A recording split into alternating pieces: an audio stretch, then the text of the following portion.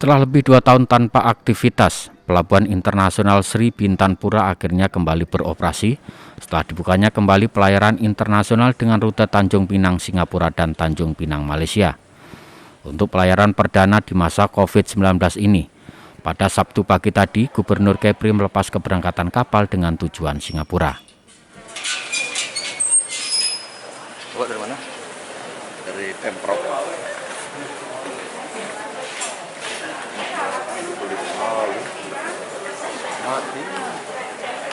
Pada kesempatan ini Gubernur mengatakan, dimulainya pelayaran dari Pelabuhan Internasional Sri Bintanpura menjadi kabar baik bagi masyarakat Indonesia maupun Singapura dan Malaysia.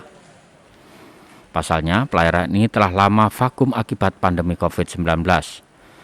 Di sisi lain, Gubernur juga meminta diskresi kepada pemerintah pusat terkait kelonggaran syarat perjalanan, di mana pemerintah Singapura sudah tidak memberlakukan tes PCR di pintu masuk.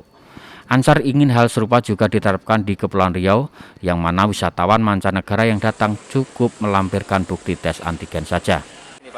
Ya, kita merasa bahagia lah ya, walaupun ini pelayaran perdana dan penumpangnya masih relatif sedikit, tapi ini kan sudah membuka pintu dimulainya perjalanan luar negeri dari Tanjung Pinang ke Singapura maupun Malaysia.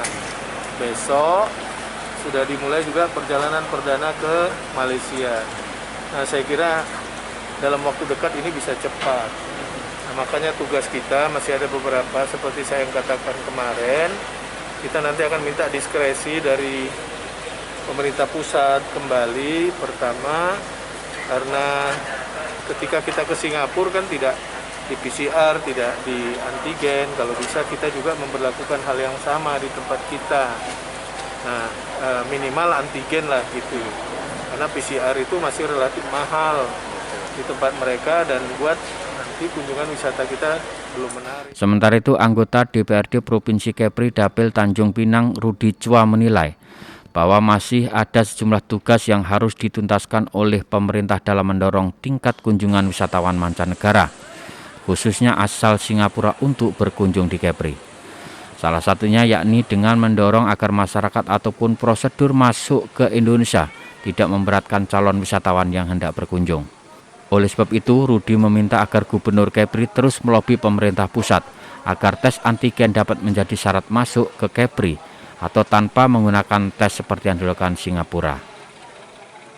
Kita juga masih menunggu aturan pemerintah lebih lanjut, karena kita lihat ada keraguan dari masyarakat juga dalam kondisi seperti ini, terutama mungkin permasalahan harga ya.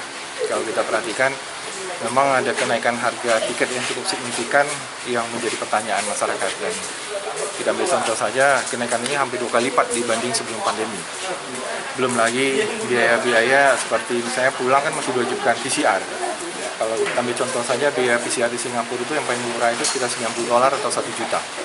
Dengan tiket yang kurang lebih 1 juta, berarti tiket PP dan PCR sudah 2 juta lebih. Nah, ini juga menjadi pertimbangan masyarakat. Tapi bagi yang tentu, dengan dibukanya entry point di Pelabuhan Sri Bintanpura menjadi awal dari kebangkitan ekonomi di sektor pariwisata.